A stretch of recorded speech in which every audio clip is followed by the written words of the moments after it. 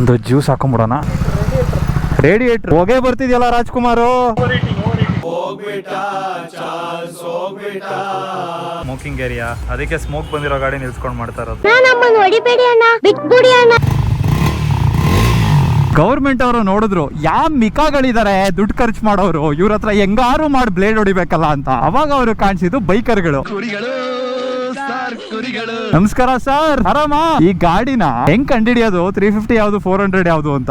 RC card ನೋಡ್ಲಿಲ್ಲ ಅಂದ್ರೆ ಗೊತ್ತೇ ಆಗೋದಿಲ್ಲ. ಬಜಾಜ್ ಅವರು 350cc ಗಾಡಿಗಳನ್ನ ಲಾಂಚ್ ಮಾಡ್ತಾರೆ ಅಂತ 3 ತಿಂಗಳು ಮುಂಚೆನೆ ಗೊತ್ತಿತ್ತು. ಅದಕ್ಕೋಸ್ಕರ ನಾನು ಮೈಸೂರಿಂದ ಕಾರ್ ಎತ್ಕೊಂಡು ಬೆಂಗಳೂರಲ್ಲಿ ಇರುವಂತ ರಾಡಿಸನ್ ಬ್ಲೂಗೆ ಬಂದಿದ್ದೀವಿ. ನೋಡಿ ಯಾರು ಸಿಕ್ಕಿದ್ದಾರೆ ಅಂತ. ನನಗೆ ಬಹಳ ಖುಷಿ ಆಯ್ತು. ನಾನು ನಿಮ್ಮನ್ನ ನೋಡಿ ನನ್ಗೆ ಏನ್ ಮಾತಾಡ್ಬೇಕಂತಾನೆ ಗೊತ್ತಿಲ್ಲ. Thank you. Full tank petrol ಬೇರೆ ಕೊಟ್ಟಿದ್ದಾರೆ. ಸ್ಪೀಡ್ 400 ನ ಓಡಿಸ್ಬೇಕಾದ್ರೆ ಫಸ್ಟ್ ಮಿರರ್ ಗಳನ್ನ ಸೆಟ್ ಮಾಡ್ಕೋಬೇಕು. ಯಾಕಣ ರಾಂಗ್ ರೂಟ್ ಅಲ್ಲಿ ಬರ್ತೀರಾ? ಆಯ್ತಂದ್ರ ಕ್ರಿಕೆಟ್ ಯೂಟ್ಯೂಬ್ ನೋಡ್ತೀರಾ? ಟಿಪಿಕಲ್ ಕನ್ನಡಿಗ ಅಂತಿದೆ ನೋಡಿ. ವಿರಾಟ್ ಕೊಹ್ಲಿ ಜೊತೆ ಇಂಟರ್ವ್ಯೂ ಮಾಡಿದ್ದೀನಿ, ಟಿಪಿಕಲ್ ಕನ್ನಡಿಗ ಅಂತ.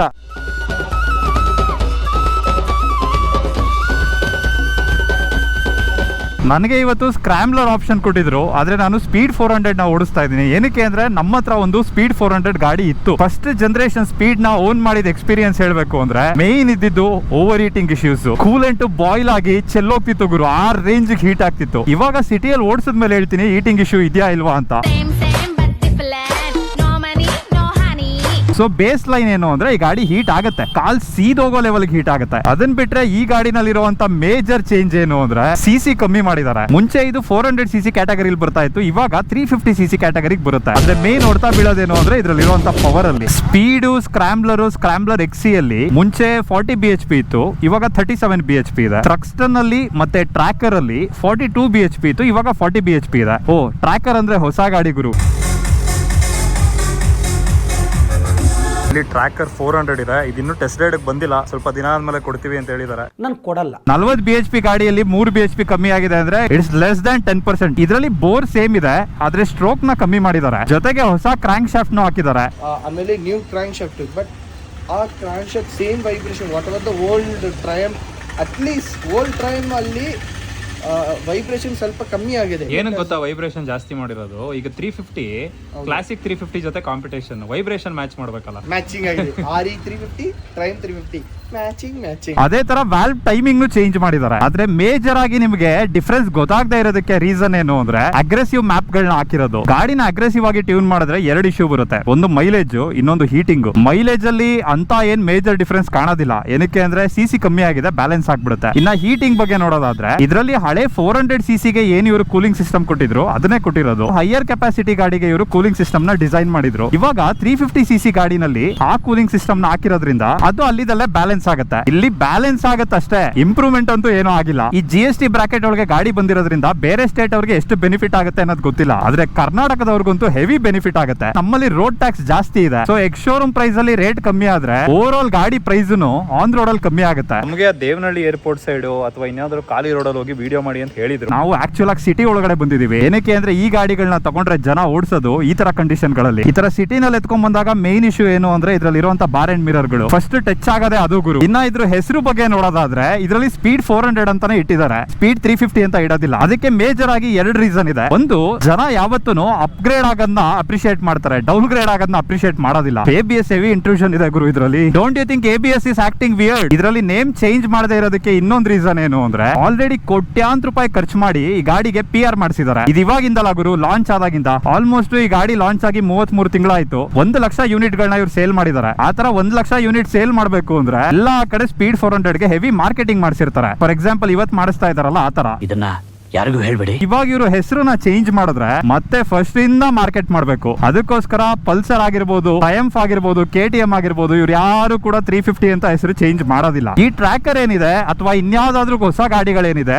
ಇದ್ಯಾವ್ದು 400cc ನಮ್ಮ ದೇಶಕ್ಕೆ ಬರೋದಿಲ್ಲ. ಆದ್ರೆ ಎಕ್ಸ್ಪೋರ್ಟ್ ಮಾರ್ಕೆಟ್ ಗೆ 400cc ಗಾಡಿಗಳನ್ನೇ ಕಳ್ಸೋದು, 350 ಕಳ್ಸೋದಿಲ್ಲ. ಯಾಕೆ ಇಷ್ಟೊಂದು ವೇಷ ನಿಮ್ಗೆ ಹೇಳಿ ನೋಡೋಣ. ಇಷ್ಟೆಲ್ಲ ಮಾತಾಡಿದ್ಮೇಲೆ ನಿಮ್ಗೆ ಕ್ವೆಶ್ಚನ್ ಇರುತ್ತೆ, ಈ ಗಾಡಿ ಹೆಂಗಿದೆ ಓಡಿಸೋದಕ್ಕೆ ಅಂತ. ಹಳೆ 40 bhp ಗೂ ಇದರಲ್ಲಿರುವಂತ 37 bhp ಗೂ ಅಂತ ಫೀಲಿಂಗ್ ಏನ್ ನಿಮ್ಗೆ ಡಿಫ್ರೆನ್ಸ್ ಗೊತ್ತಾಗಲ್ಲ. ಬಟ್ ಓಡಿಸ್ಬೇಕಾದ್ರೆ ಫಸ್ಟ್ ಜನರೇಷನ್ ಗಾಡಿನಲ್ಲಿ ಒಂದು ಗ್ರಂಟ್ ಫೀಲ್ ಆಗ್ತಾ ಇತ್ತು, ಇವಾಗ ತುಂಬಾನೇ ಲೀನ್ ಫೀಲ್ ಆಗುತ್ತೆ. ಆ ರೆಸ್ಪಾನ್ಸ್, ಆ ಮ್ಯಾನ್ಲಿನೆಸ್ ಫೀಲ್ ಆಗ್ತಿಲ್ಲ. ಇನ್ನು ಏನೋ ಬೇಕಣ್ಣ. 3 ವರ್ಷದಿಂದ ಟ್ರಯಂಫ್ ಗಾಡಿಗಳನ್ನ ಯಾರ್ಯಾರು ತಗೊಂಡಿದ್ದಾರೆ ಅದರಲ್ಲಿ ಮೆಜಾರಿಟಿ ಜನಕ್ಕೆ ಟ್ರಯಂಫ್ ಅವರು ಟ್ಯಾಟೂನು ಫ್ರೀ ಆಗಿ ಕೊಟ್ಟಿದ್ದಾರೆ, ಕಾಲ್ ಮೇಲೆ ತೊಡೆ ಮೇಲೆ. ಎಷ್ಟೊಂದು ಜನ ಕೇಳ್ತಾ ಇರ್ತೀರಾ ಟ್ಯಾಟೂ ಅಂತ, ಹಾಕ್ದವ್ರು ಇಲ್ಲೇ ಇದ್ದಾರೆ. ಇನ್ನ ಕೈ ಕೊಡ್ಬೇಕು ನೀವು, ನಿಮ್ ಕೈ ಮುಟ್ಟಿದ್ಮೇಲೆ ಈ ಕೈ ಎಲ್ಲೋ ಹೋಗ್ತೈತಿ ಅಷ್ಟೇ. ಹೀಟ್ ಆಗೋಯ್ತು ಅಂತ ಸ್ವಲ್ಪ ಹೊತ್ತು ನಿಲ್ಸಿದ್ವಿ, ಅಂದ್ರೆ ಗಾಡಿ ಎಲ್ಲ ಗೋಪ್ರೋ ಹೀಟ್ ಆಗಿತ್ತು ಅಂತ. ಅದಕ್ಕೋಸ್ಕರ ಹೊಸ ಕ್ಯಾಮ್ರಾ ತಗೊಳ್ಳೋಣ ಅಂತ ಗಾಡಿನ ಸೈಡ್ಗೆ ಹಾಕಿ G2 ಪ್ರಾಡಕ್ಟ್ಸ್ ತನಕ ನಡ್ಕೊಂಡ್ ಬಂದ್ವಿ. ನಮಗೆ ಇಲ್ಲಿ ಫಸ್ಟ್ ಅಪ್ಪು ಅವ್ರು ಕಾಣಿಸಿದ್ರು, ಆಮೇಲೆ ಈ ಕ್ಯಾಮ್ರಾ ಕಾಣಿಸ್ತು ನೋಡಿ. MM93 ಸ್ಪೆಷಲ್ ಎಡಿಷನ್ ಇದೆ, ಇನ್ಸ್ಟಾ 360 93 ಅಂತ ಸಿಗ್ನೇಚರ್ ಇದೆ, ಮತ್ತೆ ಅವ್ರದ್ದೇ ಪ್ರೀ ಪ್ರಿಂಟೆಡ್ ಆಟೋಗ್ರಾಫ್ ಇದೆ. ಒಂದೇ ಪೀಸ್ ಇರೋದಾ? ಇದು ಒಂದೇ ಪೀಸ್ ಇರೋದು.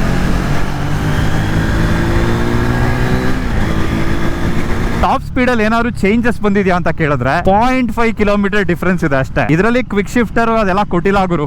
ಸ್ಲಿಪ್ಪರ್ ಕ್ಲಚ್ ಇದೆ, 6 ಗೇರ್ ಇದೆ. ಬ್ರೇಕ್ಸ್ ಅಲ್ಲಿ ಸ್ವಲ್ಪ ಯಾಕೋ ಇಶ್ಯೂ ಇದೆ, ಅದು ಓವರ್ ಆಲ್ ಟ್ರಯಂಫ್ ಅಲ್ಲೇ ಈ ಪ್ರಾಬ್ಲಮ್ ಅಥವಾ ಈ ಪರ್ಟಿಕ್ಯುಲರ್ ಗಾಡಿನಲ್ಲ ಅಂತ ನನಗೆ ಗೊತ್ತಿಲ್ಲ. ಇನ್ನ ಸ್ವಿಚ್ ಗೇರ್ ಕ್ವಾಲಿಟಿಯಲ್ಲಿ, ಹ್ಯಾಂಡಲ್ ಬಾರ್ ಅಲ್ಲಿ, ಫಿಟ್ ಅಂಡ್ ಫಿನಿಶ್ ಅಲ್ಲಿ ಏನು ಡಿಫರೆನ್ಸ್ ಇಲ್ಲ. ನಾನು ವರ್ಷ ಬರ್ತಾ ಇದ್ದೀನಿ.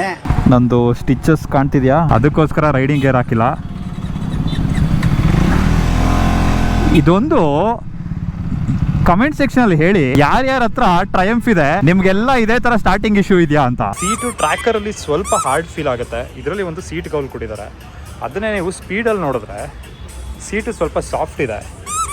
ಇನ್ನು ನಿಮಗೆ ಮೋಸ್ಟ್ ಕಂಫರ್ಟಬಲ್ ಸೀಟಿಂಗ್ ಪೊಸಿಷನ್ ಬರೋದು ಈ ಗಾಡಿನಲ್ಲಿ. ಸೂಪರ್ ಆಗಿದೆ ಗುರು. ಫ್ರಂಟ್ ಟು ಬ್ಯಾಕು 2 ಸೀಟು ಚೆನ್ನಾಗಿದೆ. ಇದರಲ್ಲಿ ಇಬ್ಬರು ಕುತ್ಕೊಂಡು ಹೋಗ್ಬೋದು. ಬಟ್ ಪ್ರಾಬ್ಲಮ್ ಏನು ಅಂದರೆ ವೈಬ್ರೇಷನ್ಸ್ ಹೆವಿ ಇದೆ.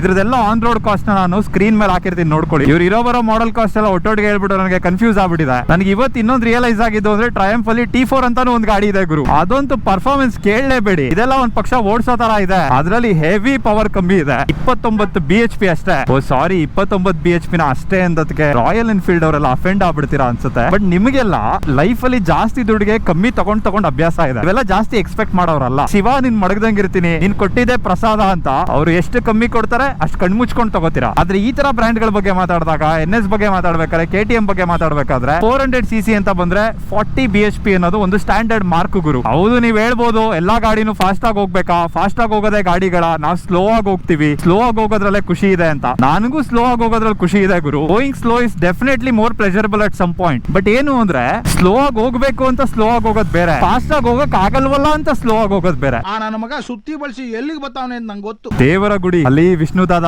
ವಿರಾಟ್ ಕೊಹ್ಲಿ ಅಲ್ಲಿ ವಿಷ್ಣು ದಾದ ಇದಾರೆ, ಇಲ್ಲಿ ವಿರಾಟ್ ಕೊಹ್ಲಿ ಇದಾರೆ. ನನಗೆ ಇದು ನೋಡಿದಾಗ ಒಂದು ಥಾಟ್ ಬರ್ತಿದೆ. ಮುಂಚೆ ಕಿಂಗ್ ಅಂದ್ರೆ ನಮ್ಗೆ ಯಾರೋ ಒಬ್ಬ ರಾಜ ನೆನಪಾಗ್ತಿದ್ದ, ಇವಾಗ ಕಿಂಗ್ ಅಂದ್ರೆ ನೆನಪಾಗೋದು ಕೊಹ್ಲಿ. ಬೇರೆಯವ್ರಿಗೆಲ್ಲ ಸಿಂಹ ಅಂದ್ರೆ ಯಾವ್ದು ಝೂ ನೆನಪಾಗುತ್ತೆ. ಕರ್ನಾಟಕದವ್ರಿಗೆ ಸಿಂಹ ಅಂದ್ರೆ ನೆನಪಾಗೋದು ವಿಷ್ಣು ದಾದ. ಒಂದು ಸ್ವಂತ ಹೆಸರಿಗಿಂತ ಅವ್ರಿಗೆ ಇರುವಂತ ಬಿರುದು ಫೇಮಸ್ ಆಗುತ್ತಲ್ಲ ಗುರು, ಅದು ರಿಯಲ್ ಅಚೀವ್ಮೆಂಟ್. ಇದನ್ನ ಮೋಟರ್ ಸೈಕ್ಲಿಂಗ್ ಅಲ್ಲಿ ಎಸ್ಪೆಷಲಿ 350cc ಅಲ್ಲಿ ರಾಯಲ್ ಎನ್ಫೀಲ್ಡ್ ಅನ್ನೋದು ಮಾಡ್ಬಿಡಿದೆ. ಸುಮಾರು ಇಂಡಿಯನ್ಸ್ ಗೆ ಇವತ್ತಿಗೂ ಒಂದು ಬೈಕ್ ಅಂದ್ರೆ, ಒಂದು ಗಾಡಿ ಅಂದ್ರೆ ಫಸ್ಟ್ ತಲೆಗೆ ಬರೋ ಹೆಸರು ರಾಯಲ್ ಎನ್ಫೀಲ್ಡ್. ಆ 350cc ಸೆಗ್ಮೆಂಟ್ ಅಲ್ಲಿ ರಾಯಲ್ ಎನ್ಫೀಲ್ಡ್ ಇಂದ ಆ ಪಟ್ಟನ ಕಿತ್ಕೊಳ್ಳೋದಿದೆಯಲ್ಲ, ಅದನ್ನ ಮಾಡೋದಕ್ಕೋಸ್ಕರನೇ ಈ ಗಾಡಿಗಳೆಲ್ಲ ಟ್ರೈ ಮಾಡ್ತಿದೆ. ನನಗನ್ಸೋ ಪ್ರಕಾರ ರಾಯಲ್ ಎನ್ಫೀಲ್ಡ್ ಜೊತೆ ಇದು ಕಾಂಪಿಟೇಷನ್ ಕೊಡಕ್ಕೆ ಆಗೋದಿಲ್ಲ. ಇದಕ್ಕೆ ಮೇನ್ ರೀಸನ್ ಏನು ಅಂದ್ರೆ ರಾಯಲ್ ಎನ್ಫೀಲ್ಡ್ ನ ಜನ ಸ್ಪೆಕ್ ಶೀಟ್ ನೋಡಿ ಗಾಡಿನ ಓಡಿಸಿ ಹೆಂಗ್ ಫೀಲ್ ಆಗುತ್ತೆ ಅಂತ ಎಕ್ಸ್ಪೀರಿಯನ್ಸ್ ಮಾಡಿ ತಗೊಳ್ಳೋದಿಲ್ಲ. ಅವರು ರಾಯಲ್ ಎನ್ಫೀಲ್ಡ್ ನೇ ತಗೋಬೇಕು ಅಂತ ತಗೋತಾರೆ.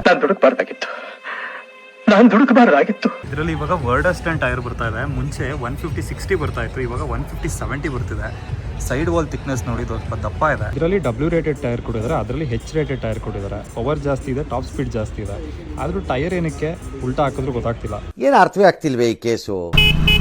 ನಾನು ಹೇಳ್ದೆ ಅಲ್ಲ, ಲೌಡ್ ಆಗಿದೆ. ಸ್ಪೀಡ್ 400 ಸಿಟಿಗೆ ಸಕಲಾಗಿರುತ್ತೆ. ನೀವೇನಾದ್ರೂ ಸಿಟಿಯಲ್ಲೂ ಓಡಿಸ್ಬೇಕು, ವೀಕೆಂಡ್ ರೈಡ್ ಎತ್ಕೊಂಡು ಹೋಗ್ತೀರಾ, ಸ್ವಲ್ಪ ಆಫ್ ರೋಡ್ ಮಾಡಬೇಕು ಅಂದ್ರೆ ಸ್ಕ್ರಾಂಬ್ಲರ್ ತಗೋಬಹುದು. ಇನ್ನೂ ಜಾಸ್ತಿ ಆಫ್ ರೋಡ್ ಮಾಡಬೇಕು, ನೋಡಕ್ಕೆ ಒಂದು ಪ್ರಾಪರ್ ಸ್ಕ್ರಾಂಬ್ಲರ್ ತರ ಕಾಣಬೇಕು ಅಂದ್ರೆ XC ಅಂತ ಇನ್ನೊಂದು ವೇರಿಯಂಟ್ ಇದೆ, ಅದನ್ನ ತಗೋಬಹುದು. ಅದರಲ್ಲಿ ಸ್ಪೋಕ್ ವೀಲ್ ಬರುತ್ತೆ. ಸಬ್ಸ್ಕ್ರೈಬ್ ಮಾಡ್ಕೊಳ್ಳಿ ಟಿಪಿಕಲ್ ಕನ್ನಡಿಗ ಅಂತ. ಇದು ಪ್ರಾಪರ್ ಹೈಟ್ ಅಲ್ಲಿ ಇದೆ ಗುರು ಗಾಡಿ. ಸ್ಕ್ರಾಂಬ್ಲರ್ ಎತ್ಕೊಂಡ ತಕ್ಷಣ ಈ ತರ ರೋಡ್ ಸಿಕ್ತು. ಸ್ಕ್ರಾಂಬ್ಲರ್ ಅಲ್ಲಿ ಕೂರ್ತಿದ್ದಂಗೆನೆ ಮೇಜರ್ ಡಿಫ್ರೆನ್ಸ್ ಏನನ್ಸದ್ ಗೊತ್ತಾ, ಹೈಟ್ ಗಿಂತ ಇದರಲ್ಲಿರುವಂತ ಟ್ಯಾಂಕ್ ಸ್ಪೀಡ್ ಅಲ್ಲಿ ಟ್ಯಾಂಕ್ ತೈಸ್ ಮಧ್ಯ ಕರೆಕ್ಟ್ ಆಗಿ ಕೂರುತ್ತೆ. ಇದು ಸ್ವಲ್ಪ ತೈಸ್ ಗಿಂತ ಮೇಲ್ಗಡೆ ಇದೆ. 4000 to 6000 RPM ಆಮೇಲೆ ಒಂದು ಚಿಕ್ಕ ಫ್ಲಾಟ್ ಫೀಲ್ ಆಗಿದೆ.